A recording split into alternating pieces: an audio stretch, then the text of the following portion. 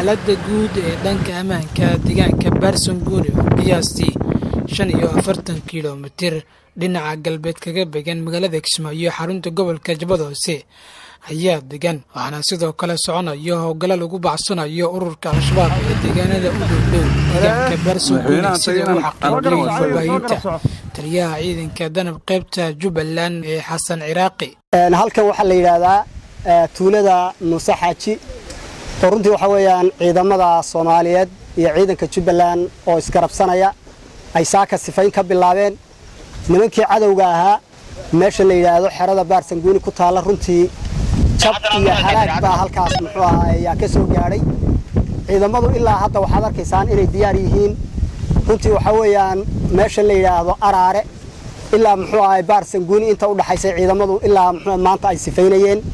runtiina waxa weeyaan dhaawac iyo dhimasho fara badan eeriyada waa laga ururiyay oo cadawga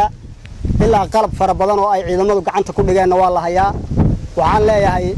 ciidamada geesiyiinta ee halkan maanta ku sugan hambalyaan leeyahay halka ka sii wada runtii waxaan is leeyahay ummadda Soomaaliyeed guulaha maanta aad gaadheen inay u aayi doonto waan rajaynayaa insha Allah taala midda labaad waxa weeyaan ummadda Soomaaliyeed sida kansarka in nimanka la isaga gooyo